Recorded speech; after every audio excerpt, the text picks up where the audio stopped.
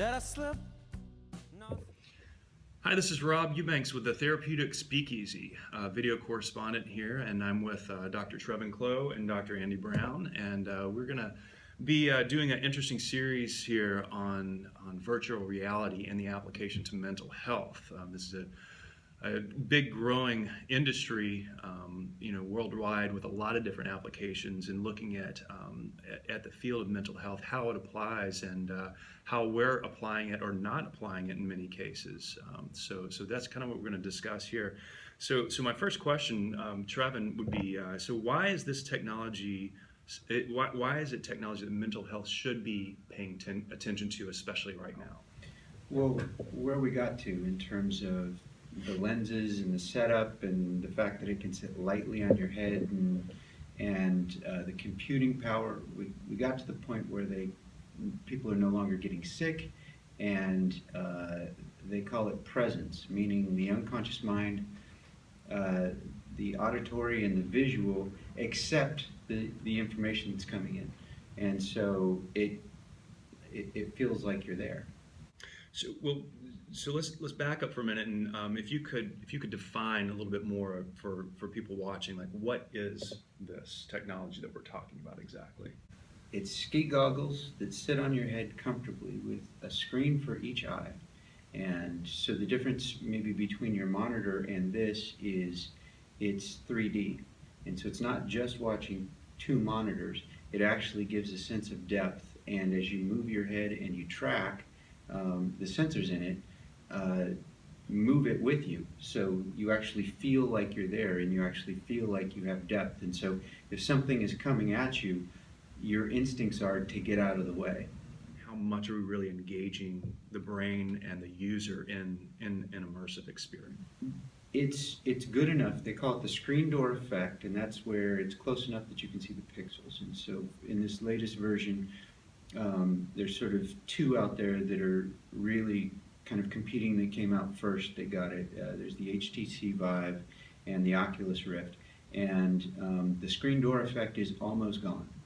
So visually it's there, and 90 frames per second is what they're talking about. And so the head tracking, you don't get sick anymore.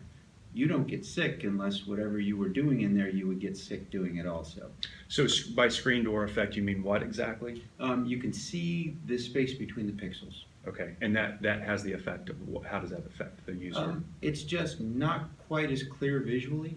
Okay. And it's still there, but it's kind of, they nailed it. It's insignificant now. Okay, so now it's not so much an issue.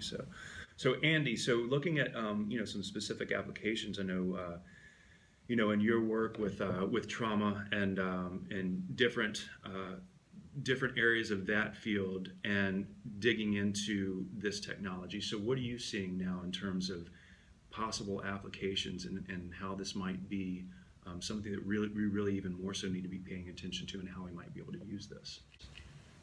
Fairly significant applications already in use. The technology is being used with applications like Brave Mind, Strive, these kinds of things for vets, post-traumatic stress disorder, these kinds of things. Very realistic exposure therapy that can be done in the office. By and large, a lot of therapists don't use exposure therapy because over a period of time, exposure therapy impacts the therapist, not just the client. With this, it's more accessible. It's it will allow for a reduced stress, with the therapist that's using the application, and also it makes it incredibly accessible for the client. It's becoming more affordable. You can do it in your office. This is a huge shift for our industry moving forward.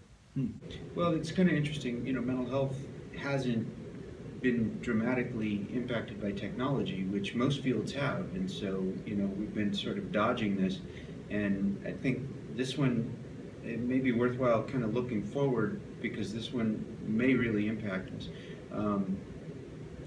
The reason being, with presence and what they call immersion, your head accepts wherever the goggles happen to be, so you can be anywhere. So we had this period where we thought, there was going to be a lot of video therapy and things like that, and that hasn't really happened to the point where it impacted us greatly.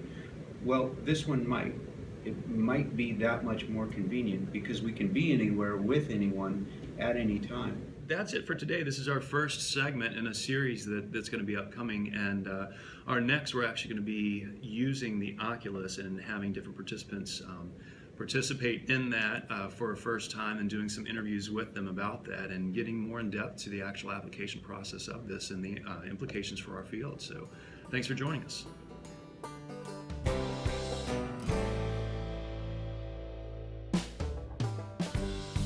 Did I slip nor stumble? Did I trip 'cause I know I failed? All I know is I wake up here in my clothes tomorrow.